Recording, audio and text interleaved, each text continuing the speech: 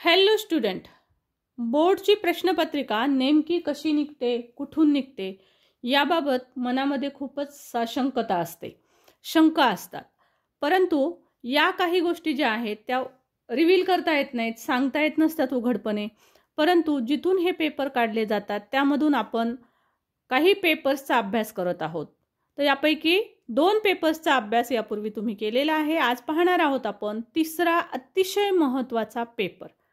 ज्या महत्त्वाच्या ठिकाणांमधून काही महत्त्वाच्या गोष्टींमधून बोर्ड पेपर काढत असतो, त्यातूनच मी हे तिन्ही पेपर्स तुम्हाला देण्याचा प्रयत्न केला आहे. आणि चौथा पेपर देणार आहे जो अतिशय इम्पॉर्टंट असणार आहे, गेस पेपर. सो स्टुडंट, हे चारही पेपर तुम्ही परीक्षेला जाताना अगदी एक शब्द त्यातला करूनच जाणार आहात. माझी रिक्वेस्ट आहे की जर तुम्हाला हे व्हिडिओ मिळत नसतील तर आपली प्लेलिस्ट चेक करा, डिस्क्रिप्शन बॉक्स चेक करा, त्यामधला प्रत्येक व्हिडिओ नीट पहा. तुम्हाला निश्चितच त्याच्यामध्ये हे सर्वच व्हिडिओ भेटणार आहेत. चला तर जास्त वेळ न घालवता पाहूया पुढचा आणि आजचा अतिशय इम्पॉर्टंट असा तिसरा पेपर. लँग्वेज स्टडी 10 मार्कांसाठी येत असतं, तुम्हाला माहिती आहे. त्यापैकी 2 प्रश्न येतात त्याच्यामध्ये. बघा, क्वेश्चन 1 एक येत असतो, हा असतो 8 मार्कांसाठी, आणि बी येत असतो तो 2 मार्कांसाठी. सो याच्यामध्ये सुरुवात येते, आपल्याला एक लेटर भरायचं असतं फक्त आणि अर्थपूर्ण शब्द तयार होतो. सो इथं प्रश्न आणि खाली उत्तरं या स्वरूपामध्ये मी तुम्हाला ही प्रश्नपत्रिका दिलेली आहे, जेणेकरून फार आपला वेळ जाणार नाही. आता वेळ महत्त्वाचा आहे, त्यामुळे कमीत कमी वेळेमध्ये आपण जास्तीत जास्त रिवाईज करणार आहोत. संपूर्ण पेपर पाहणार आहोत. जिथं खूप अवघड आहे तिथंच मी बोलणार आहे, बाकीचं सगळं तुम्हाला मी फक्त दाखवणार आहे, कारण आन्सरसुद्धा मी इथे दिलेले आहेत. सो फक्त इथे एक रिकामी जागा भरायची आहे. अल्फाबेटिकल ऑर्डरमध्ये तुम्हाला ABCDच्या क्रमाने लावायचे आहेत हे शब्द. सो आन्सरमध्ये तुम्हाला दिसेल. त्यानंतर बीने सुरू होणारे 4 शब्द दिलेले आहेत इथं.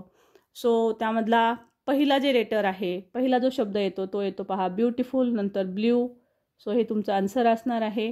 पंक्च्युएट द फॉलोइंगमध्ये मी तुम्हाला नेहमी सांगत आले की वाक्याच्या सुरुवातीचं अक्षर हे कॅपिटलच काढायचं, डोळे झाकून. आता त्यामध्ये फक्त पाहायचे कोण कुणाला म्हटलंय, कोणी कुणाला म्हटलंय, हे सुरुवातीला दिलंय का शेवटी दिलंय. जसं इथं पहा, सी सेड शेवटी दिलेला आहे. शेवटी दिलेला असेल तर सुरुवातीला डबल इन्व्हर्टेड कॉमा करा, आणि सुरुवातीला दिलेला असेल तर कर्ता क्रियापद झाल्यावर कॉमा द्यायचा आणि नंतर डबल इन्व्हर्टेड द्यायचा. पण इथं सी सेड शेवटी आहे, त्यामुळे इथे सुरुवातीलाच आपण डबल इन्व्हर्टेड कॉमा द्यायचा आहे, जसं की लेट्समध्ये दिसतोय, आणि एल कॅपिटल काढायचं आहे. वॉक झाल्याच्या नंतर आपण डबल इन्व्हर्टेड कॉमा क्लोज करायचे. कोण कुणाला म्हटलं हे इन्व्हर्टेड कॉमाच्या बाहेर येईल. तशाच प्रकारे हा प्रश्न आहे, त्यामुळे इथे is that so question mark दिलेला आहे. ऑफकोर्स पहिला लेटर असल्यामुळे आपल्याला हे कॅपिटल लिहायचं आहे. मिस्टरचं यम हे कॅपिटल असतं नेहमी, त्यासाठी ते कॅपिटल काढावं लागेल. श्रीवास्तवचं यस कॅपिटल.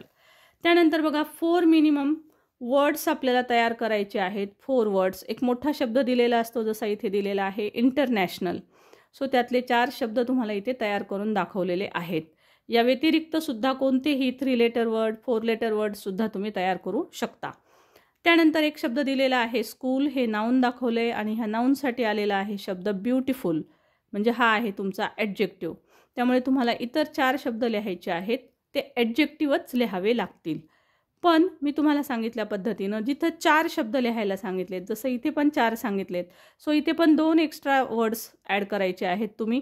इथेही 4 सांगितलेत, परंतु इथे आणखी 2 बॉक्स बनवा, आणि इथे सुद्धा 6 शब्द जरूर लिहायचे आहेत. उत्तर दाखवते.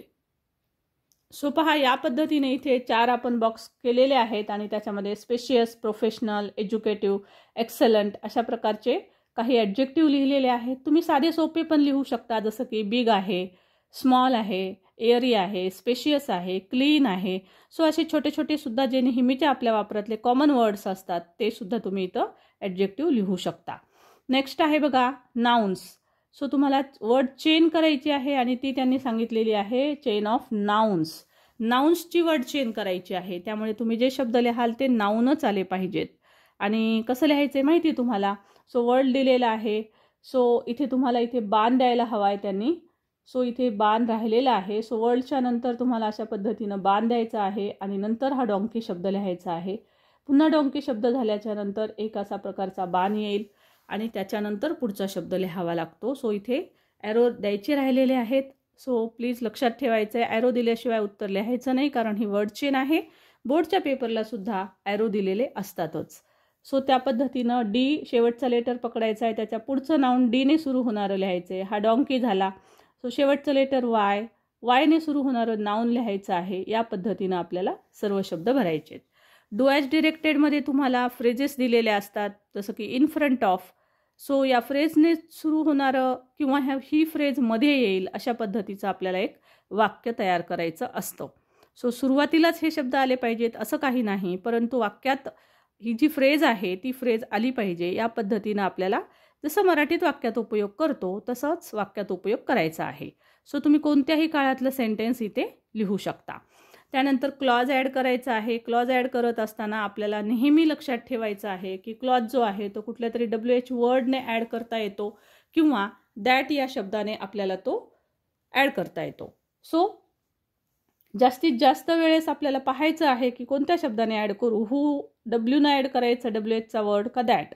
सो त्यासाठी त्याच्या आधीचा शब्द बघायचा असतो, जो की हे अर्धवाक्य दिलेलं असतं, त्यातला शेवटचा शब्द. स्कूल बॉय दिलेला आहे. सो स्कूल बॉय ही व्यक्ती आहे. व्यक्तीचं नाऊन जर आलेलं असेल व्यक्तिवाचक तर तुम्हाला त्यावेळेस हू वापरायचं आहे.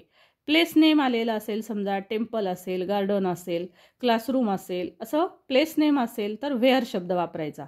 आणि जर समजा थिंग आलेली असेल, एखाद्या वेळेस वस्तू सांगितलेली असेल, जसं की पेन वगैरे असेल, तर अशी वस्तू सांगितली असेल तर विचने सुरुवात करायची आणि मग त्याच्या पुढचं वाक्य योग्य तो अर्थपूर्ण असं आपल्याला लिहावं लागतं. सो बघा या पद्धतीने इथं लिहिलं आहे, I know of a school boy who can help us. Who का वापरलं, कारण बॉय हे नाऊन आहे. त्यानंतर अटेम्प्ट एनीवन याच्यामध्ये तुम्ही प्रिफिक्स किंवा सफिक्स तुम्हाला ॲड करायला सांगितलेला असतो आणि त्यापासून तुम्हाला शब्द बनवायचे आहेत. सो डार्कपासून तुम्ही डार्कनेस बनवू शकता, ब्युटीपासून ब्युटिफुल बनवू शकता. याच पद्धतीचे शब्द प्रिफिक्स सफिक्स ॲड करा किंवा यापेक्षा हा जास्त मला सोपा वाटतो, विद्यार्थ्यांना पण हा सोपा जातो. त्याचं कारण म्हणजे काय, तर हे 2 शब्द येतील अशा प्रकारचे वाक्य बनवायचे असतात. सो साधे छोटे सोपे वाक्यसुद्धा तुम्ही बनवू शकता. जसं की इथं डार्क दिलेलं आहे. So I am afraid of dark किंवा I am afraid darkness. So अशा पद्धतीचं वाक्य आपण करू शकतो. किंवा it is too dark today. आज खूपच अंधार आहे. सो अशा पद्धतीचं तुम्हाला सेंटेन्स बनवता येईल या शब्दांपासून किंवा हे शब्दामध्ये असलेलं तर ते तुम्ही सहज बनवू शकता. जसं की ब्युटी आहे. So we must appreciate beauty. So अशा पद्धतीचं वाक्य तुम्ही तयार करू शकता. कोणतंही वाक्य तुम्ही बनवू शकता. सो सेंटेन्स बनवलं तर जास्त चांगलं राहील. तुम्हाला जर हे येत असेल तर हे बनवा. टॉपर्सचे जे स्टुडंट असतात तर ते नेहमी और सहितचा पेपर सोडवत असतात. हा लँग्वेज स्टडीचा तर और सहितच सोडवत असतात. टाईम मॅनेजमेंटचा विचार जर झाला तर 10 मार्कांचा हा प्रश्न आहे. तर साधारणतः 18 ते 20 मिनिट तुम्ही वेळ याला द्यायचा आहे. सो हा आहे पहा टेक्स्च्युअल पॅसेज. 20 मार्कांसाठी 2 पॅसेज दिलेले असतात. 10-10 मार्कला एक पॅसेज याप्रमाणे. आणि प्रत्येक पॅसेजमधलं प्रत्येक बीटची विभागणी जी आहे ती A1, A2, A3 अशी A5 पर्यंत केलेली असते. A1ला 2 मार्क, A2ला 2 मार्क, या पद्धतीनं A5 पर्यंतचे 10 मार्क असतात. प्रत्येक बीटला 2-2 मार्क असतात. आणि प्रत्येक बीटमध्ये पुन्हा क्वेश्चन वेगवेगळे असतात. जसं इथं 4 दिलेले आहेत तर हाफ मार्क्सचा 1, या पद्धतीने ह्याचे 2 मार्क होतील. ट्रू ऑर फॉल्स विचारलेलं आहे. प्रत्येक वेळेस तुम्हाला पॅसेज केअरफुली वाचायचा आहे. याची उत्तरं कसे शोधायचे असतात तर साधारणतः आपला आजपर्यंतचा पेपर पाहता, बोर्डचे पेपर पाहता असं लक्षात येतं की पहिलं जे बीट दिलेलं असतं, ट्रू फॉल्स असो, रिकामी जागा असो, कंप्लीट द सेंटेन्स असो, काही असो, तर ती सुरुवातीच्या काही लाईन्समधनं पहिल्याचं उत्तर मिळतं, त्याच्या पुढच्या लाईन्समधून दुसऱ्याचं मिळतं, तिसऱ्याचं त्याच्या पुढच्या लाईन्समध्ये मिळतं, चौथ्याचं नंतरच्या लाईन्समध्ये मिळतं. पण नेहमीच असं होईल असं नाही सांगता येत. एखादा जर एक्झामिनर कडक असेल तर तो तसं सलग देणार नाही, तो खालचेवरचे वाक्य देईल. सो दोन्ही गोष्टी आहेत. पण सुरुवातीला मात्र याच पद्धतीनं सर्च करायचं, शोधायचं कीवर्ड्स, की पहिलं जे आहे ते सुरुवातीच्या लाईन्समध्ये शोधा. अशा पद्धतीनंच क्रम तुम्ही लक्षात ठेवायचा आहे. आता हे पहिलं वाक्य जर तुम्ही वाचलं तर तुमच्या लक्षात येईल की हे वाक्य जे आहे ते फाल्स आहे. Parents of young seagull guided his brothers and sisters in the art of flying. म्हणजे त्याच्या आईवडिलांनी त्याच्या भावाला आणि बहिणीलाच गाईड केलं असा याचा अर्थ आहे. परंतु हे रॉंग सेंटेन्स आहे. ओके, कारण त्यांनी ऑलरेडी ते उडून सुद्धा गेलेले होते. सो याच पद्धतीनं बाकीचे सेंटेन्स जर पाहिले तुम्ही तर फर्स्ट फॉल्स येईल. सेकंड सेंटेन्स जे आहे, the whole family kept taunting young seagull for his cowardice. त्याच्या भित्रेपणासाठी त्याची सगळी फॅमिली त्याला चिडवत होती. So this is true. हे सेंटेन्स ट्रू आहे कारण सगळेच त्याला चिडवत होते. The young seagull mustered up courage to take that plunge. So हे जे सेंटेन्स आहे हे येईल फॉल्स, कारण सीगल जो आहे तर तो हिम्मत एकवटू शकत नव्हता. इथे दिलेलं आहे की त्याने हिम्मत एकवटली, पण तो हिम्मत एकवटू शकत नव्हता, त्यामुळे हे फॉल्स आहे. The young seagull was with his mother on his ledge. त्याची आई त्याच्यासोबत बसलेली होती. So it is again false, कारण त्याची आई त्याच्यासोबत नव्हती, आई तिथून उडून गेली होती. सो पहा next question, describe the attempts made by seagull to fly. सीगलचे प्रयत्न विचारलेले आहेत आपल्याला इथं. सीगलने उडण्यासाठी कोणते कोणते प्रयत्न केले, सो ते लिहिलेले आहेत. The seagull had taken. बघा आन्सर लिहित असताना केव्हाही टेन्सचा आपल्याला लक्ष द्यावं लागतं. जसं इथं मेड बाय लिहिलेलं आहे म्हणजे पास्ट टेन्स विचारलाय. सो पास्ट टेन्समध्येच याचं उत्तर जे आहे ते आपल्याला इथे लिहिलेलं दिसेल. ओके, सो नेक्स्ट बीट बघूया आपण. Match the pairs. जोड्या विचारलेल्या आहेत. सो सहज तुम्हाला याच्या जोड्यांची आन्सर जी आहे ती तुम्हाला सापडतील. जसं की बघा पहिली दिलेली आहे अपब्रेडिंग. सो याचा अर्थ की रागवणे. ओके, सो याचा आन्सर येईल बघा स्कोल्डिंग. त्यानंतर सेकंड आहे डेवर. सो सेकंड मीन्स काय म्हणतो त्याला आपण, भसाभसा खाणे. ठीक आहे, खूप भूक लागलेली असल्याच्या नंतर आपण कसं फास्ट खातो, तर त्याला म्हणतो आपण इथे ईट. सो या पद्धतीनं तुम्हाला जर आन्सर आणि ह्या शब्दांचे जास्तीत जास्त आणखी शब्द हवे असतील तर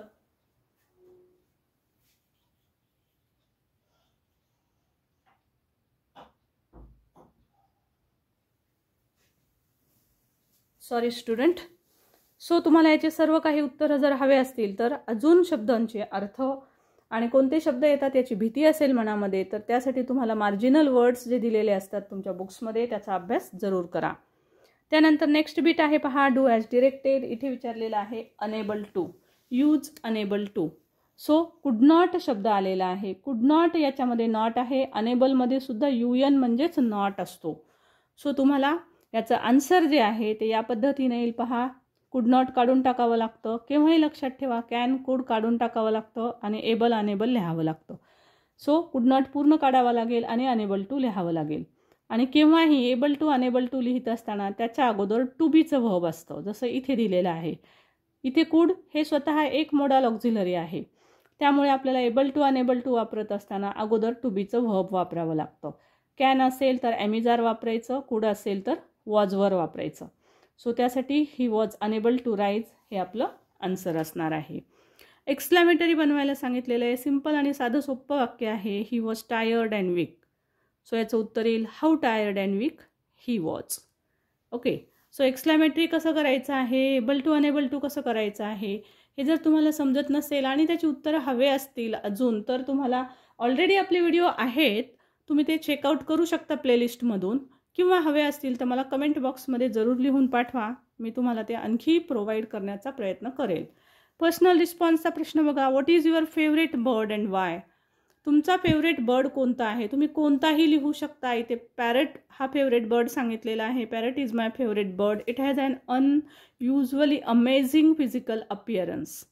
सो या पद्धतीनं त्याला तो दिसतो कसा, काय नाही, त्याचा रंग कोणता आहे वगैरे, तो का आवडतो मला, त्याचा लुक कसा आहे, त्याची ॲबिलिटी कोणती आहे, ह्या सर्व गोष्टी यात लिहिलेल्या आहेत.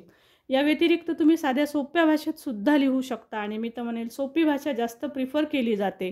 त्यामुळे असं जर सिम्पल लिहिलं तुम्ही की I like parrot very much किंवा parrot is my favourite bird because it has a pleasant colour. Okay, त्याचा कलर मला आवडतो. It has a different colour from other birds किंवा it is a colourful bird and that is why I like it very much. Okay, I like its sound, मला त्याचा आवाज आवडतो. So असे वेगवेगळे सेंटेन्सेस छोटे छोटे पण तुम्ही लिहू शकता. येस स्टुडंट, नेक्स्ट पॅसेज पहा. हा आहे आपला सीन पॅसेज सेकंड. याच्यामध्ये कैलास सत्यार्थी यांचा पॅसेज आलेला आहे. पहिला जो प्रश्न आहे तो कंप्लीट द फॉलोइंग सेंटेन्सेस दिलेला आहे. दुसरा प्रश्न आहे बघा, जो वेब डायग्राम दिलेली आहे तुम्हाला, honourable Kailash Satyarthi calls for a march from. त्यांनी कुणाकुणाला उद्देशून त्यांच्या या मोर्चामध्ये सहभागी होण्यासाठी सांगितलेलं आहे, पुढे यायला सांगितलेलं आहे. तो कुणाकुणाला त्यांनी यायला पुढे सांगितलेला आहे त्याबाबतचा हा प्रश्न. सो पहा, सुरुवातीच्या आपल्या ज्या रिकाम्या जागा आहेत त्या अशा पद्धतीने येतील. Let us march from ignorance to awakening. आणि इथे पण मी तुम्हाला अंडरलाईन करून त्या दाखवलेल्या आहेत. मी जास्त वेळ घेत नाही आहे. अंडरलाईन मी तुम्हाला करून दाखवू शकले असते पॅसेजमध्ये, परंतु उत्तरासहित प्रोव्हाइड करते आहे. वेळ कमी आहे तुमच्याकडे त्यामुळे. सो तुम्ही तुमच्या पॅसेजमध्ये हे आन्सर चेकआउट करू शकता किंवा वाचून जाऊ शकता. सो सेकंड बीट आहे बघा की ऑनरेबल कैलास सत्यार्थी यांनी कशासाठी हा मोर्चा काढलेला होता. सो त्याचे रिझन दिलेले आहे तिथं. Exploitation to education, slavery to liberty, हे चारही सेंटेन्सेस, चारही रिझन्स इथे लिहिलेले आहेत. नेक्स्ट बीट आहे बघा, noun form. Write the noun form. Noun form याचे तुम्हाला तयार करायचे आहेत किंवाही लक्षात घ्यायचे. राईट सांगितलं की तुम्हाला लिहायचं असतं. सो एखाद्या वेळेस यामध्ये पण उत्तर असू शकतं, परंतु राईटचा अर्थ असतो तुम्ही मनाने लिहिणे, म्हणजे कदाचित तुम्हाला ते पॅसेजमध्ये सापडणार नाही आन्सर. सो इथे तुम्हाला डार्कपासून तुम्ही डार्कनेस करू शकता. हे काहीसे शब्द जे आहेत तर ते नाऊन तयार करत असताना NESS लागत असतं. काही शब्दांना TION लागून त्याचा नाऊन फॉर्म तयार होत असतो. काही शब्दांना MENT लावून त्याचा नाऊन फॉर्म तयार होत असतो. सो असे काही रूल्स आहेत आणि हे काही असे एक्झॅक्ट शब्दांसाठी नसतात. सो त्यासाठी आपल्याला एक जनरली शब्द लावून बघू शकता तुम्ही, जसं की नेस लावून बघितलं डार्कनेस, मेंट लावून पाहिलं डार्क मेंट, मग आपल्याला कळतं अरे डार्क मेंट कधीच शब्द नसतो, डार्कनेस असतो. सो मग डार्कनेस. सो अशा प्रकारे कोणते शब्द आपण त्याला ॲड करतो. सो नेस, मेंट, TION, SION हे नाऊन तयार करण्यासाठी वापरलेले सफिक्सेस असतात, तर ते लक्षात ठेवा. देन क्वेश्चन टॅग विचारलेला आहे आपल्याला, latest democratises knowledge. Okay, so knowledge आपल्याला क्वेश्चन टॅग आहे, सॉरी हा. सो त्यासाठी इथे 4 पर्याय पण दिलेले आहेत. लेटेस्टचा क्वेश्चन टॅग जो आहे तो नेहमीच शाल वी असा असतो. नेहमीच हा रूलच आहे, त्यामुळे आपल्याला क्वेश्चन टॅग लिहावा लागला शाल वी. ओके, जो इथं दिलेला आहे. कधी पण उत्तर लिहित असताना पूर्ण वाक्य लिहून त्याच्यानंतर क्वेश्चन टॅग लिहित असतात. सो फक्त शाल वी एवढंच लिहून सोडून देऊ नका, तर पूर्ण सेंटेन्स लिहून त्याच्यापुढे आपण शाल वी लिहिलं पाहिजे. त्यानंतर बघा इन्फिनिटिव्ह, अंडरलाईन द इन्फिनिटिव्ह. हमखास विचारला जाणारा प्रश्न, फुकटचे मार्क देणारा. सो त्यासाठी आपल्याला दिलेली जी ओळ असते त्याच्यामध्ये टू प्लस वर्ब पाहायचं आलंय का आणि त्याला सिंपल अंडरलाईन करायचे. पण अंडरलाईन करताना गिव्हन सेंटेन्स लिहावंच लागतं. फक्त तुम्ही टू पुट असं जर आन्सर लिहिलं तर त्याला मार्क पडणार नाही, कारण ते तुमचं अंडरलाईन नसेल, ते तुमचं पिकआउट असेल. सो अंडरलाईन म्हटलं की given sentence as it is लिहिलंच पाहिजे आणि मग त्याच्यामध्ये अंडरलाईन करा. सो आपल्याला पर्सनल रिस्पॉन्स दिलेला आहे पहा. What does honourable Kailash Satyarthi suggest us to do. आपण काय केलं पाहिजे असं कैलास सत्यार्थी यांना वाटतं. सो या धड्यामधून त्यांनी आपल्याला काय संदेश दिलेला आहे. He wanted to suggest is that we should have knowledge, we should take knowledge, we should go to school. Each and everyone go to school because education is for all. There is no one poor or rich, and that's why he suggests us. Okay, he suggests us to take education. So अशा प्रकारचा सल्ला त्यांनी दिलेला आहे, तो आपण इथे लिहू शकतो. नेक्स्ट क्वेश्चन आहे पहा, पोएट्री सेक्शन. पहिलाच क्वेश्चन दिलेला आहे true or false. So first sentence जर रीड केलं, the child wants to sow the seeds of moonlight behind his house. त्याला त्याच्या घराच्या बाजूला, घराच्या मागे या बिया पेरायच्या आहेत. सो हे तर तुम्हाला कविता ज्यांनी वाचलेली आहे एकदा सुद्धा, तर त्याला सहज कळेल की त्याला त्याच्या घराच्या मागे बिया लावायच्या नव्हत्या. त्यामुळे ऑब्व्हियसली हे आन्सर फॉल्स असणार आहे. The whole village goes to the city daily to work. संपूर्ण शहरातले लोक जे आहेत ते काम करण्यासाठी जात होते. Yes, so this is true. So student, हे जर उत्तर शोधायचं असेल तर त्यासाठी तुम्ही लाईन्स पण वाचू शकतात, जसं की the whole village goes to the city.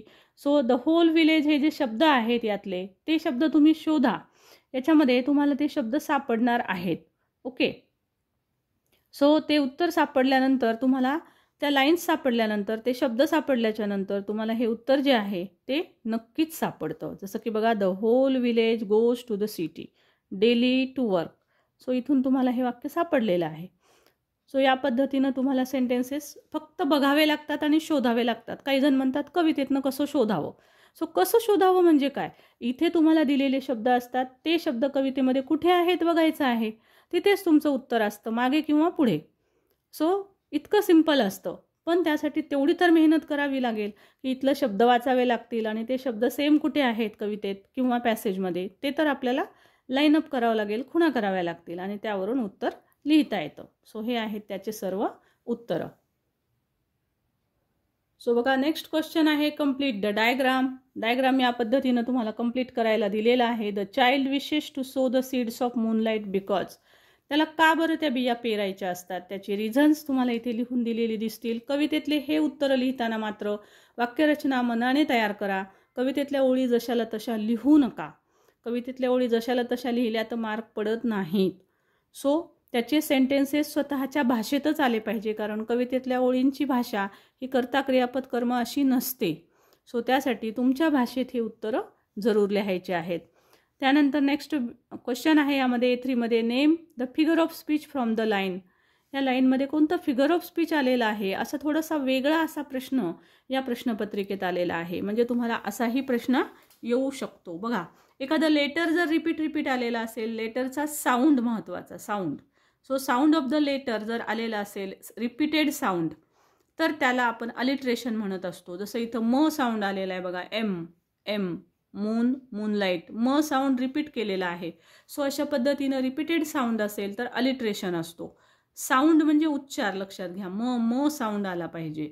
So sound repeat, word repeat असेल तर तिथं रिपिटेशन असतो फिगर ऑफ स्पीच. पण इथे फक्त साऊंड रिपीट आहे म्हणून अलिट्रेशन. त्यानंतर ॲप्रिसिएशन ऑफ द पोयम, त्यासाठी आपल्याला पोयम दिलेली आहे, stopping by woods on a snowy evening. अतिशय सोपा बीट. सो पहा, या पद्धतीनं आपल्याला टायटल दिलेला आहे हाफ मार्कसाठी, rhyme name of the poet half मार्कसाठी, rhyme scheme 1 mark, figure of speech 1 mark, central आयडियासाठी 2 मार्क. उत्तर या पद्धतीनं आहे. इथे असं दाखवलेलं आहे, तुम्ही हे बॉक्समध्ये लिहिलं तर अधिक छान दिसतं. यापूर्वीच्या अनेक पेपर्समधून मी तुम्हाला ते दाखवलेलं आहे. पेपर प्रेझेंटेशनचा आपला व्हिडिओ आहे, प्रेझेंटेशन टिप्स मी दिलेल्या आहेत. त्याच्यामध्ये आदर्श इंग्रजीची उत्तरपत्रिका ती पण प्रोव्हाइड केलेली आहे तुम्हाला, विद्यार्थ्यांनी लिहिलेली आदर्श उत्तरपत्रिका, तीही जरूर पहा. सर्व व्हिडिओज हे आपल्या प्लेलिस्टमध्ये पण तुम्हाला भेटतील. त्याचबरोबर व्हिडिओच्या प्रत्येक व्हिडिओच्या डिस्क्रिप्शन बॉक्समध्ये मी सर्व व्हिडिओज दिलेले आहेत. सो जरूर एक वेळेस चेकआउट करा. See student, non textual passage 15 मार्क्ससाठी हा सेक्शन असतो. सुरुवातीला असतो 10 मार्कांसाठी अनसीन पॅसेज किंवा नॉन टेक्स्च्युअल पॅसेज. हा साधारणतः तुम्हाला न पाहिलेला, न वाचलेला जनरली असाच पॅसेज असतो, परंतु मी सर्व प्रश्नपत्रिकातून इम्पॉर्टंट असे अनसीन पॅसेज दिलेले आहेत.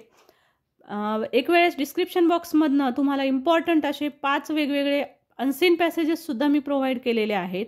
तेही जरूर पाहून घ्या, कारण बऱ्याच वेळेस यातले येत असतात जे मी तुम्हाला दिलेले आहेत. सो इथे रिकाम्या जागा भरायच्या आहेत. पहा, फिमेल स्पॅरोज ले. सो तुम्ही जर आन्सर शोधले तर तुमच्या लक्षात येईल. पहा, मी इथे सगळीकडे तुम्हाला अंडरलाईन करून दिलेलं आहे. फिमेल स्पॅरोज ले 4 to 6 eggs at a time. So हे तुमचं आन्सर असणार आहे. तशाच प्रकारे sparrows build their nest out of.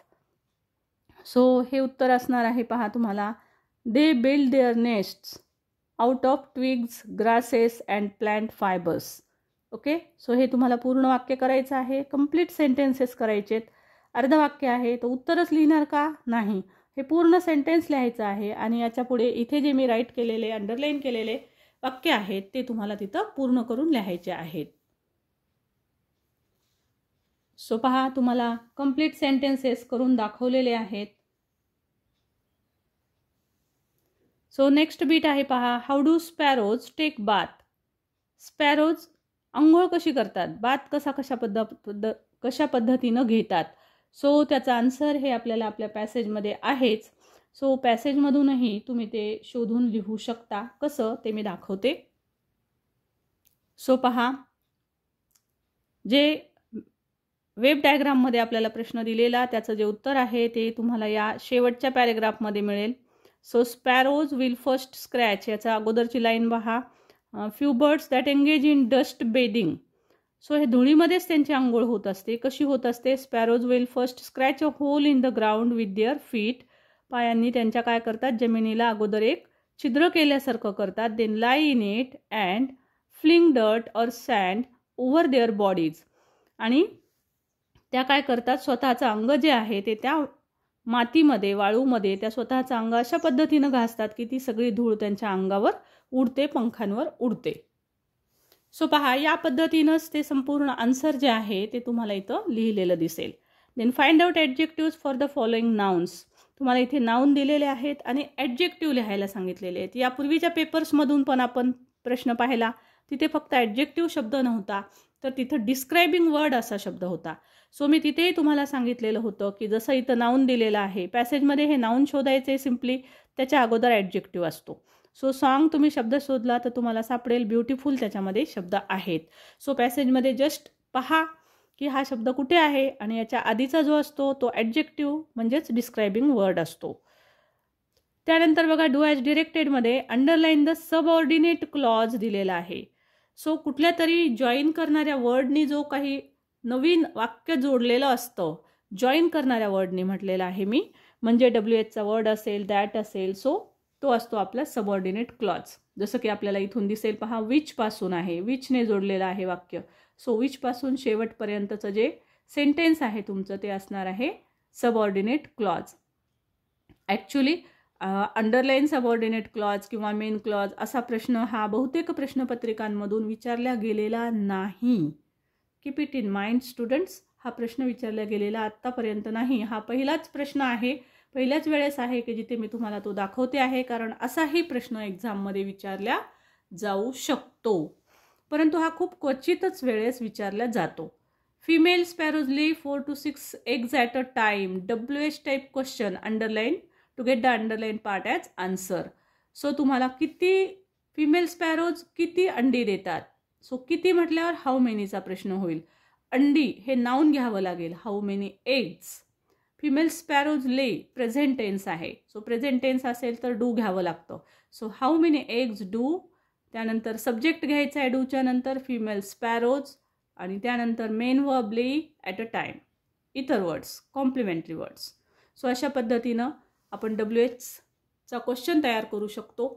मी आधी पण तुम्हाला WHचे क्वेश्चन कशा पद्धतीनं आपण तयार करू शकतो याचा एक स्पेशल व्हिडिओ बनवून दिलेला आहे तो. त्यानंतर पर्सनल रिस्पॉन्सचे प्रश्नांची उत्तरं कसे लिहावेत याचाही ऑलरेडी आपण व्हिडिओ बनवलेला आहे आणि तो व्हायरल पण होत आहे. सो जरूर चेकआउट करा, प्लेलिस्ट पहा आणि हे प्रश्न जे आहेत ते त्यामधून नक्की समजून घ्या. डिटेलमध्ये मी तुम्हाला हे सर्व समजावून दिलेलं आहे.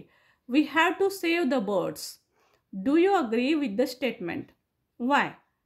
आपण पक्ष्यांना, चिमण्यांना आपण वाचवलं पाहिजे, पक्ष्यांना वाचवलं पाहिजे. स्पेशली बर्ड्स विचारलेलं आहे इथं सांगितलेलं आहे. सो पक्ष्यांना आपण वाचवलं पाहिजे, ह्याच्याशी तुम्ही सहमत आहात का? सो ऑफकोर्स आपण सर्वजण ह्याच्याशी सहमत आहोत, राईट? सो मग तुम्ही का सहमत आहात? एक स्टेटमेंट दिलेलं आहे. पर्सनल रिस्पॉन्सचे प्रश्न 5 प्रकारचे येत असतात, त्याच्यावरचा आपला व्हिडिओ जरूर पहा, म्हणजे तुम्हाला कळेल की कोणत्या प्रकारच्या प्रश्नाचं उत्तर कसं लिहायला हवं. इथे हा जो प्रकार आहे तो स्टेटमेंट दिलेला आहे आणि तुम्हाला वाय विचारलेला आहे. सो इथे आपल्याला स्टेटमेंटला तुम्ही ॲग्री आहात का नाही ते लिहायचं आहे आणि त्याच्यानंतर तुम्ही त्याच्याशी का सहमत आहात, त्याचं रिझन काय आहे, why should we save the birds, हे आपल्याला लिहिणं अभिप्रेत आहे. सो आपण लिहू शकतो की birds play an important role in our ecosystem. आपल्या इकोसिस्टीममध्ये बर्ड्सचा खूप महत्त्वाचा रोल आहे. And that is why if we cut down the food chain as the birds are not saved, then our ecosystem will collapse. है ना? आपण इकोसिस्टीममध्ये बर्डला जर मारलं तर आपली इकोसिस्टीमच कोलॅप्स होईल. सो अशा प्रकारचे सिम्पल सेंटेन्सेस सुद्धा तुम्ही लिहू शकता. फक्त लक्षात ठेवा 6 ते 8 ओळीमध्ये याचं उत्तर झालंच पाहिजे. समरी रायटिंग पहा. आणि this is the important one, unseen passage. हा एक महत्त्वाचा अनसीन पॅसेज आहे, त्यामुळे नीट वाचून जा. समरी कशा पद्धतीनं लिहिलेली आहे. समरी लिहित असताना आपल्याला उदाहरणं दिलेली असतील तर ती लिहायची नाही आहेत. टायटल देणं कंपल्सरी आहे. जशा पद्धतीनं आपण इथे एक टायटल दिलेलं आहे, अशा पद्धतीनं आन्सर थोडंसं लॉंग लिहिणं गरजेचं आहे. हे जर तुम्ही तुमच्या अक्षरामध्ये तुमच्या आन्सर शीटवर लिहिलं तर एक पानभर नक्कीच होतं.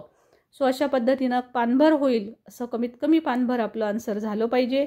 या पद्धतीनं तुम्हाला समरी लिहायची आहे. याची छान भन्नाट अशा 2 ट्रिक्स मी तुम्हाला व्हिडिओत दाखवलेल्या आहेत. तुम्हाला जर हा भाग अवघड जात असेल तर त्या ट्रिक्स जरूर पहा. समरी रायटिंग 2 भन्नाट ट्रिक्स नावाचा आपला व्हिडिओ आहे. नेक्स्ट क्वेश्चन आहे पहा आता आपला writing skill 20 marks. Important very important. 20 मार्कांसाठीचा रायटिंग स्किलचा हा जो भाग आहे तर त्याच्यामध्ये पहिला क्वेश्चन दिलेला आहे लेटर रायटिंग. स्टुडंट्स, सर्वांनी लक्षात ठेवायचं आहे की आपण क्विकली रिवाइज करत आहोत, परंतु इम्पॉर्टंट हा भाग आहे की हे सर्व प्रश्न आणि सगळे उत्तरं तुम्हाला समजलेच पाहिजेत.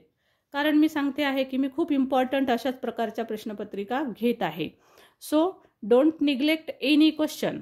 सो क्वेश्चन समजून घेऊया. अगोदर क्वेश्चन काय दिलेला आहे तुम्हाला. इमॅजिन यू आर प्रणव और भूमिका Patil. You have read the following advertisement. Advertisement कशाशी संबंधित आहे? हेल्थशी संबंधित आहे. आणि दोन्हीपैकी एक लेटर लिहायला सांगितलं आहे, इन्फॉर्मल किंवा फॉर्मल. दोन्हीसाठी सेमच पॉईंट्स असतात. आता इन्फॉर्मल लेटर, फॉर्मल लेटर कसं लिहायचं याचे सर्व पॉईंट्स हे डिटेल तर आपण घेतलेलंच आहे. व्हिडिओज आपले अवेलेबल आहेत. फिक्स लाईन्स पण मी प्रोव्हाइड केलेले आहेत इन्फॉर्मल लेटर्ससाठी. कारण मी सर्व स्टुडंट्सला रिक्वेस्ट असते माझी की इन्फॉर्मल लेटर लिहा, त्याच्यामध्ये आउट ऑफ मार्क्स पडतात. फॉर्मल लेटरमधली लँग्वेज जर आपली व्यवस्थित आली नाही, त्यामधले शब्द जर हार्ड आले तर फॉर्मल लेटरचे मार्क्स कटण्याचे चान्सेस असतात. त्यासाठी मी सजेस्ट करत असते write down informal letter. So पाहायचं आहे इन्फॉर्मल लेटर कुणाला लिहायला सांगितलेलं आहे. To your friend. इथं फ्रेंडला लिहायला सांगितलेलं आहे. काय सांगितलेलं आहे? सो इथं एक सेमिनार दिलेला आहे पहा. Health is wealth. Seminar is organised by students of New English School Thane. ठाणेच्या न्यू इंग्लिश स्कूलच्या स्टुडंटनी एक सेमिनार आयोजित केलेला आहे हेल्थ इज वेल्थ. त्याचे प्रमुख वगैरे कोण आहेत, कोण कोण इन्व्हाइट केलेले आहेत, चीफ गेस्ट कोण आहेत ते दिलेलं आहे. व्हेन्यू दिलेला आहे म्हणजे जागा, ठिकाण, हे कुठे होणार आहे सेमिनार हा, त्याचं ठिकाण दिलेलं आहे. Gandhi memorial hall. काही हेडिंग दिलेले आहेत. Health is wealth. Date and time दाखवलेला आहे, किती तारखेला आहे. मागची घटना आहे ही. सो मार्च 2021 असं तारीख आहे यामध्ये. सो अशा प्रकारे जर एक्झाममध्ये तारीख दिलेली असेल तर आपल्याला या तारखेशी संबंधितच जवळचीच तारीख आपल्याला लिहावी लागते. आता त्यांनी इथे जर 2021 दिलेलं असेल तर तुम्ही इथं 2025 नाही लिहू शकणार आहात. ओके. सो जर कधी पत्रामध्ये तारीख दिलेली असेल त्यांनी पॉईंटमध्ये तर या पॉईंटनुसारच आपल्याला डेट टाकावी लागते. हे मात्र बिलकुल लक्षातच ठेवायचं आहे. आता हा सेमिनार आयोजित केलेला आहे तो 21 तारखेला आयोजित केलेला आहे, तो होणारा आहे. त्यामुळे आपल्याला सांगायचं आहे, आपल्याला काय सांगितलंय, टू जॉईन द सेमिनार. म्हणजे हा सेमिनार पुढे असणार आहे असं आपल्याला गृहीत धरावं लागतं आणि त्याच्या अगोदरची तारीख टाकावी लागेल. कारण आपल्याला फ्रेंडला सांगायचं आहे की 21 मार्च 2021ला हा सेमिनार आहे, तू तो जॉईन कर. मग आता 21ला जर सेमिनार असेल तर त्याच्या अगोदरच पत्र लिहावं लागेल. म्हणून तारीख टाकत असताना इथे 5 मार्च तारीख टाकलेली आहे. 5 मार्च 2021. कारण यात 2021चा उल्लेख आहे. 21 मार्चला आहे, त्याच्या आधीची तारीख लिहा. म्हणजे तुमचं पत्र फ्रेंडला जाईल, त्याच्यानंतर ती 21 तारखेचा सेमिनार जॉईन करू शकेल. सो त्याच्या आधीची तारीख आली पाहिजे. पहा, कधीही लक्षात ठेवायचं आहे, जर तुमच्या क्वेश्चनमध्ये जर तारीख दिलेली असेल तर नक्कीच त्याचा काहीतरी संबंध असतो तारखेशी. आणि ती तारीख इथे जेव्हा आपण ॲड्रेसमध्ये डेट टाकतो त्यावेळेस थोडं केअरफुल राहा आणि त्यानुसार डेट टाका. बाकीचा ॲड्रेस तुम्हाला इथे दिलेला आहे. जसं इथं दिलेलं आहे बघा, प्रणव किंवा भूमिका. सो इथे राहिलं आहे ते लिहायचं. सो इथे प्रणव आणि भूमिका इथे तुम्ही सुरुवातीला टाकू शकता, प्रणव किंवा भूमिका पाटील. देन आपल्याला ॲड्रेस दिलेला आहे 20 कॉस्मॉस टॉवर्स. सो इथे फुल ॲड्रेस दिलेला नाही आहे. सो त्यासाठी तुम्ही तुमच्या मनाने सुद्धा हा ॲड्रेस इथे लिहिलेला आहे. जेव्हा त्यांनी फुल ॲड्रेस दिलेला नसतो तेव्हा तुम्ही तो स्वतः लिहायचा असतो, जसा की इथं लिहिलेला आहे. सो पहा, या पद्धतीनं तुम्हाला सुरुवात करायची आहे पत्राची आणि 3 ते 4 पॅरेग्राफ्स तुम्हाला पाडायचे आहेत. ते या पद्धतीनं पाडलेले दिसतात. एंड करा तुम्हाला युअर्स लविंगली. प्रणव जे आपल्याला पत्रामध्ये सुरुवातीला दिलेलं होतं ते. सो या पद्धतीनं आपण लेटर लिहू शकतो. लेटर लिहित असताना इन्फॉर्मलसाठी मी फिक्स लाईन्स दिलेल्या आहेत. त्याच्यामध्ये आपण फर्स्ट पॅरा आणि लास्ट पॅरा हा पाठ केलेला लिहू शकतो. सो तुम्हाला जर हार्ड जात असेल लिहायला तर तुम्ही अशा पद्धतीच्या फिक्स लाईन्स पाठही करून जाऊ शकता. आणि मधले हे जे 2 पॅरेग्राफ असतात हा आणि हा, तर हे तुम्हाला बॉडी ऑफ द लेटर हा असतो. तर जो तुम्हाला जे गिव्हन पॉईंट्स दिले होते त्यावरून तुम्ही तो मनाने लिहावा लागतो. सो नेक्स्ट आहे बघा फॉर्मल लेटर कशा पद्धतीनं लिहायचं. हे फॉर्मल लेटरमध्ये आपल्याला 2 ॲड्रेस लिहावे लागतात. हा पहिला ॲड्रेस हा आपला स्वतःचा असतो जो पत्र पाठवत असतो, आणि हा सेकंड असतो ज्याला आपल्याला पत्र पाठवायचं आहे. फॉर्मलमध्ये सांगितलेलं आहे की न्यू इंग्लिश स्कूलला तुम्हाला पत्र पाठवायचं आहे. सो त्यासाठी आपण हा ॲड्रेस इथं दिलेला आहे. 2 ॲड्रेस तुम्हाला इथे दिलेले दिसतील. ओके, सो अशा पद्धतीचे 2 ॲड्रेस. सो नेक्स्ट बीट आहे पहा, सब्जेक्ट लिहिणं आवश्यक आहे. रिस्पेक्टेड सर अशी सुरुवात आपल्याला नेहमीच करावी लागते. त्यानंतर तुम्ही कोण आहात हे आपल्याला लिहावं लागतं. I Bhumika Patil, the head girl of the school. So मी एक हेड गर्ल आहे स्कूलची, सो त्यासाठी मी पत्र लिहित आहे. सो रिप्रेझेंटेटिव्ह आपल्याला लिहावा लागत असतो सुरुवातीला. सो हीच जी लाईन आहे, बरेच जण विद्यार्थी मला फिक्स लाईन्स द्या म्हणतात.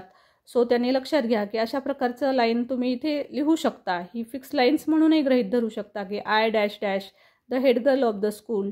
सो आता हे कसं असतं, सब्जेक्टनुसार लिहावं लागतं. इथे तुम्ही स्कूलचे रिप्रेझेंटेटिव्ह आहात म्हणून तुम्ही लिहू शकता हेड गर्ल ऑफ. तुम्ही एखाद्या वेळेस सोसायटीचे रिप्रेझेंटेटिव्ह असू शकतात, तर तिथे तुम्हाला मग पुन्हा तुमची लाईन चेंज होते. त्यामुळे यात फारशा फिक्स लाईन्स आपल्याला देता येत नाहीत, कारण सब्जेक्ट वाईज ह्याच्या लाईन्स चेंज होतात. परंतु इन्फॉर्मल लेटरमध्ये मात्र बहुतेक सर्व लाईन्स सेम लिहिता येतात जनरली, म्हणून आपण तिथे त्या देऊ शकतो. सो इथे आपल्याला थोडंसं मनानेच काही वाक्य जे आहेत ते लिहावे लागतात. एंड करा प्रॉपरली. युअर्स ट्रूली लिहू शकता, फेथफुली लिहू शकता.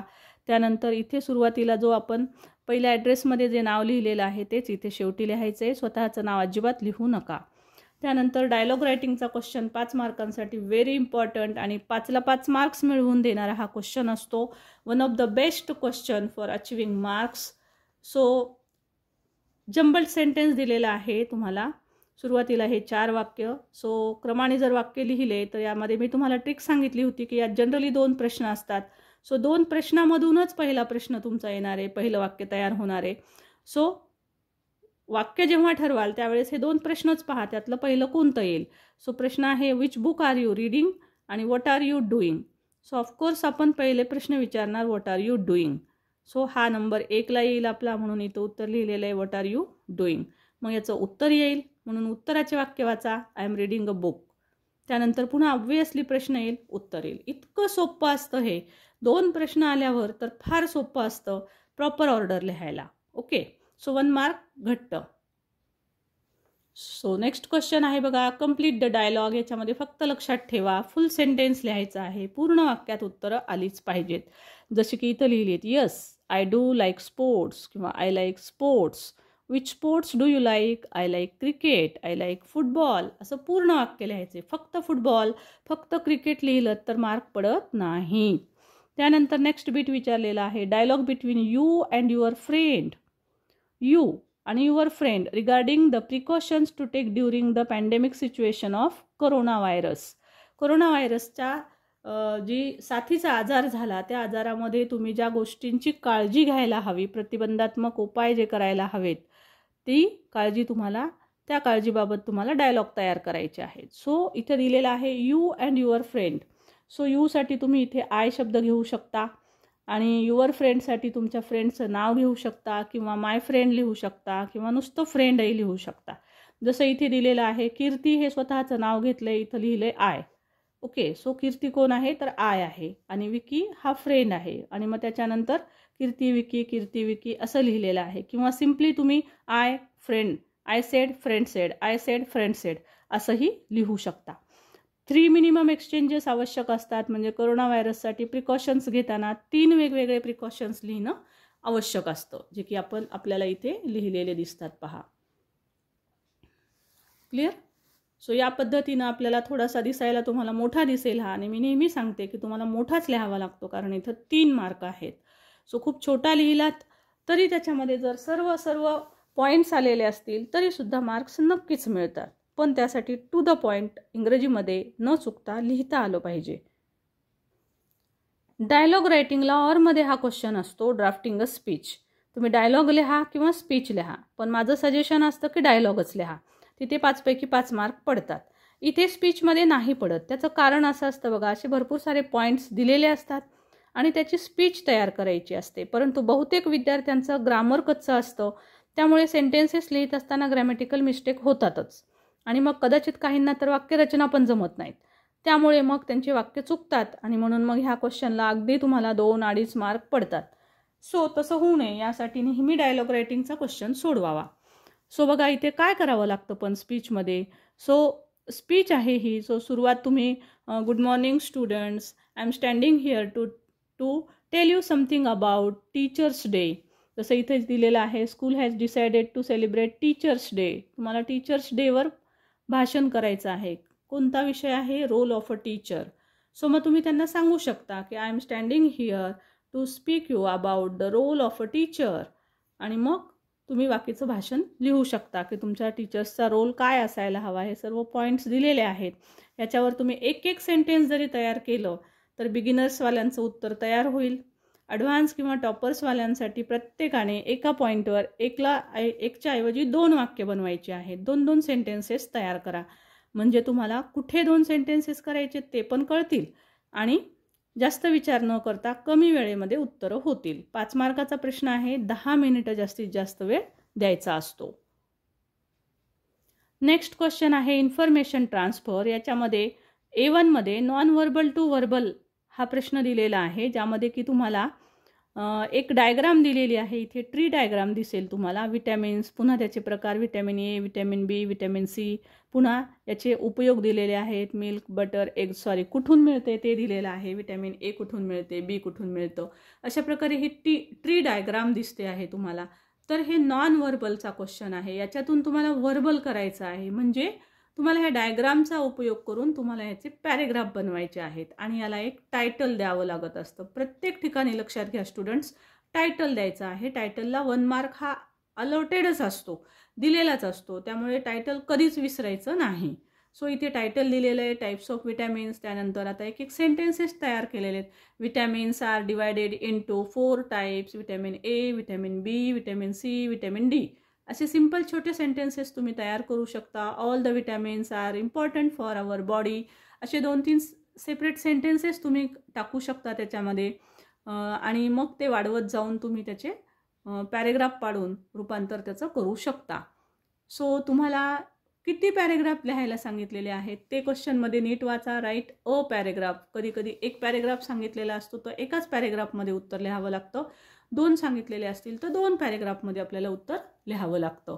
सो इथे अशा पद्धतीनं आपण विटॅमिन्सचे टाईप्स लिहायचे. त्यानंतर आपण लिहू शकतो की we can get vitamin A from milk, butter as well as eggs. Okay, या पद्धतीनं लिहू शकता तुम्ही. वेगवेगळे टाईप्स, वेगवेगळे कन्स्ट्रक्शन वापरा, जेणेकरून की तुमच्या उत्तराला जास्तीत जास्त मार्क्स मिळतील. कारण बऱ्याच मुलांचा प्रश्न असतो की आम्हाला रायटिंग स्किलमध्ये पैकीच्या पैकी मार्क्स मिळवण्यासाठी आम्ही काय करायला हवंय. सो त्यासाठी ह्या सर्व गोष्टी इम्पॉर्टंट आहेत. नेक्स्ट बीट आहे पहा, याला ऑरमध्ये व्हर्बल टू नॉन व्हर्बल. आपण पहिला जो क्वेश्चन पाहिला तो न सोडवता पण हाच क्वेश्चन सोडवला पाहिजे, कारण इथे सुद्धा व्हर्बल टू नॉन व्हर्बलला नेहमीच चांगले मार्क्स पडतात. सो चूज करायचा आहे क्वेश्चन 6 मधला व्हर्बल टू नॉन व्हर्बल. आता इथे काय केलेलं आहे पहा, इथे तुम्हाला 7-8 वाक्य दिलेली आहेत आणि या वाक्यांचं रूपांतर तुम्हाला डूज आणि डोंट्समध्ये करायला सांगितलेलं आहे. आता डूज म्हणजे पॉझिटिव्ह सेंटेन्सेस लिहायचे आणि डोंट्स म्हणजे निगेटिव्ह सेंटेन्सेस. लिहित असताना एक ह्याची मेथड असते. जशा प्रकारे हे वाक्य पहा, you should wash your hands often. तुम्ही तुमचे हात नेहमी स्वच्छ धुवा. सो हे वाक्य पॉझिटिव्ह आहे तर आपण हे डूजमध्ये लिहिणार आहोत. पण लिहित असताना आपल्याला इम्परेटिव्ह सेंटेन्सेस तयार करून लिहावं लागतं. सो इम्परेटिव्ह सेंटेन्सेस करायचे म्हणजे पहिला कर्ता आणि क्रियापद जर वाक्यात दिलेलं असेल तर ते काढून टाकायचं. म्हणून पहा इथं वाक्याची सुरुवात वॉशने केलेली दिसते, पहिल्या वाक्याची वॉश. आता इथं वॉश युअर हँड्स ऑफन. तुमचे हात नेहमी स्वच्छ धुवा. आपण दुसऱ्यांना सांगतोय वॉश युअर हँड्स. सो या पद्धतीनं पहिला सब्जेक्ट आणि वर्ब काढून टाकायचा आहे.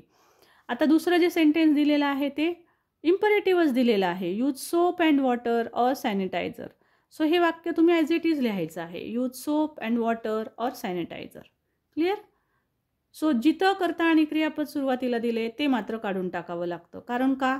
तर डूजमध्ये इम्परेटिव्ह सेंटेन्सेस लिहावे लागतात. सो तिथे डूने सुरुवात केली तरी चालते, परंतु न सुरुवात करताच लिहिण्याची जास्त पद्धत आहे. म्हणून डूने सुरुवात न करता जस्ट मेन व्हर्बने सुरुवात करायची.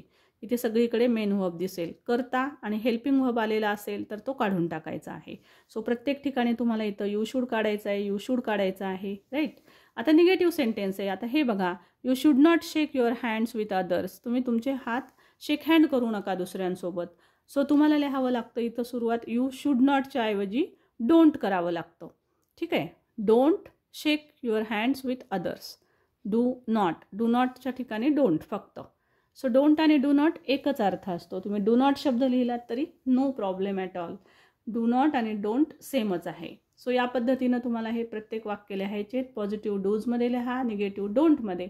पण डोंटचे वाक्य लिहित असताना प्रत्येक वाक्याच्या सुरुवातीला डोंट हा शब्द आलाच पाहिजे. इथे डू नाही आलं तरी चालत असतं, पण डोंटच्या वाक्यात डोंट सुरुवातीला आलाच पाहिजे.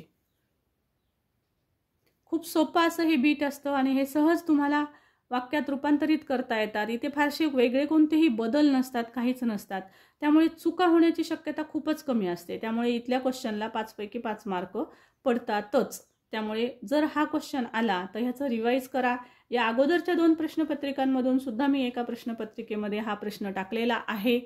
सो जरूर या पद्धतीचा प्रश्न इम्पॉर्टंट समजा आणि सोडवून जा, तयार करून जा. नेक्स्ट बीट आहे पहा, एक्सपांड द थीम. यामध्ये news report. So news report तयार कशी करायची आहे याचा फॉर्मॅट, शॉर्टकट मेथड सांगितलेली आहे मी आपल्या व्हिडिओमध्ये, ज्यात मी डिटेल तुम्हाला हा भाग शिकवलेला आहे. तो जरूर एक वेळेस अभ्यासा. सो इथे बघा काय काय दिलेलं असतं. Headline, dateline, introduction, short कंटिन्युइंग para, असे काही पॉईंट्स दिलेले असतात. पण उत्तरात लिहित असताना या पॉईंट्सचा उल्लेख कुठेही करायचा नाही, पण ह्याचे उत्तरं लिहायचे असतात, राईट. त्यांनी हेडलाईन सांगितलं, आपण इथे हेडलाईन लिहायची आहे. हेडलाईन हा शब्द नाही लिहायचा, डायरेक्ट हेडलाईन लिहिलेली दिसते बघा. हेडलाईन कुठली आहे तर दिलेली आहे, leopard attacks 8 year old at Sanjay Gandhi national park, right. So जे मी इम्पॉर्टंट टॉपिक दिलेले आहेत, 5 एव्हरग्रीन टॉपिक्स दिलेले आहेत पहा. त्या 5 एव्हरग्रीन टॉपिक्समध्ये सुद्धा हा एक टॉपिक आहे, कारण हा एव्हरग्रीनच आहे. सो नेहमी येणारे जे टॉपिक्स आहेत ते सगळे न्यूजचे, डायलॉग रायटिंगचे मी अवेलेबल केलेले आहेत. अजूनही तुम्हाला कुठला हार्ड टॉपिक जात असेल तर मला कमेंट बॉक्समध्ये जरूर लिहून पाठवा. त्याचेही तुम्हाला एव्हरग्रीन टॉपिक्स मी नक्कीच अवेलेबल करून देईल. सो बघा, सो हेडिंग इथे टाकलेलं आहे. त्याच्यानंतर आपल्याला डेटलाईन टाकायची आहे. सो डेटलाईन म्हणजे डेट लिहायची आहे. प्लेस लिहायचं आहे, कुठं घटना घडली. सो प्लेस आणि डेट या पद्धतीनं लिहायची आहे आपल्याला. त्याच्यानंतर इंट्रोडक्शन करायचं आहे, म्हणजे ही घटना नेमकी कशी आणि कुठे झाली याची सुरुवात, त्याचा इंट्रोडक्शन करायचं आहे. त्याच्यानंतर एक शॉर्ट कंटिन्युइंग पॅरा लिहायचा आहे, म्हणजे नेमकी ही घटना कुठे घडली, कशी घडली, केव्हा घडली, तिथे काय काय झालं, हे सगळं आपण जे लिहितो एवढ्या ह्या पॅरेग्राफमध्ये, तर याला म्हणायचं शॉर्ट कंटिन्युइंग पॅरा. सो या पद्धतीनं हा पॅरेग्राफ डिटेलमध्ये लिहायचा आणि अशा पद्धतीनं तुम्ही ही न्यूज लिहू शकता. नेक्स्ट क्वेश्चन आहे पहा, स्टोरी रायटिंग. बिगिनिंग दिलेली आहे इथे, once there was a boy. बघा, अगदी सुरुवात खूपच छोटीशी दिलेली आहे. एकदा तिथे एक मुलगा होता. मग त्या मुलापासून तुम्हाला तुमची स्वतःची अशी गोष्ट तयार करायची. एक टायटल देणं गरजेचं असतं, त्याला 1 मार्क असतो. गोष्ट नेहमी भूतकाळात लिहावी लागते, त्यामुळे कुठेच वर्तमान काळ वापरू नका. फक्त डायलॉग जर वापरत असाल एकमेकांना बोलताना तर तिथेच फक्त तुम्ही प्रेझेंट टेन्स वापरू शकता. अदरवाईज बाकीच्या सेंटेन्सेसमध्ये तुम्हाला सगळीकडे पास्ट टेन्स वापरायचा आहे. तुम्हाला इथे एकच पॅरेग्राफ दिसेल, परंतु पॅरेग्राफ मात्र जास्त पाडा, कारण परीक्षेमध्ये याचं आन्सर जे आहे ते आपल्याला जास्त मोठं लिहिणं अपेक्षित असतं. त्यानंतर या पॉईंटमध्ये आणखी एक महत्त्वाचा पॉईंट असतो आणि तो म्हणजे स्टोरीच्या शेवटी तुम्हाला मोरल शब्द लिहून तुम्हाला त्या गोष्टीमधनं काय शिकायला मिळालं हे पण लिहिणं अपेक्षित असतं. सो शेवटी मोरल लिहा. याचा डिटेल व्हिडिओ आहे. 3 वेगवेगळ्या प्रकारच्या गोष्टी कशा प्रकारे विचारल्या जातात एक्झाममध्ये, बिगिनिंग देऊन, एंडिंग देऊन आणि ऑल पॉईंट्स देऊन, त्याचे 3ही सुंदर उदाहरणं, आदर्श उदाहरणं एक्सप्लेन करून मी सांगितलेले आहेत त्यामध्ये. तो व्हिडिओ जरूर चेक करा प्लेलिस्टमधनं किंवा डिस्क्रिप्शन बॉक्समधून. Next and last but not least, खूप महत्त्वाचा इम्पॉर्टंट असा पॉईंट आपला शेवटचा सेक्शन 6 याच्यामध्ये ट्रान्सलेशन विचारलेलं असतं. बघा तुम्हाला इथे एनी 4 वर्ड्स लिहायला सांगितलेले असतात.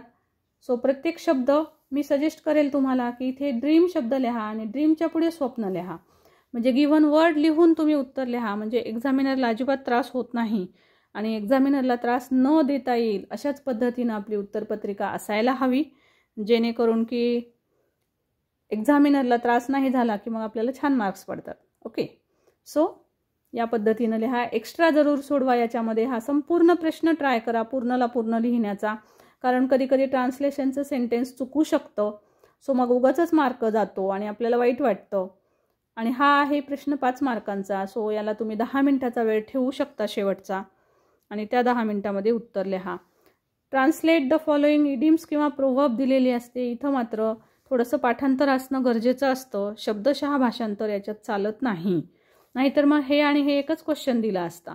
परंतु हा वेगळा असतो आणि हा वेगळा असतो, कारण ह्या म्हणी असतात, इडियम्स असतात आणि त्यामुळे यांना काही विशिष्ट असे अर्थ असतात. तेच अर्थ इथे आले पाहिजेत. सो त्यासाठी हे तुम्ही पाठ करू शकता. आपले जे सर्व व्हिडिओज आहेत त्यामधले इम्पॉर्टंट जे प्रश्नपत्रिका दिलेले आहेत मी, इम्पॉर्टंट पेपर्स, ते जरूर सॉल्व करा. येणाऱ्या गेस्ट पेपरसाठी वेट करा.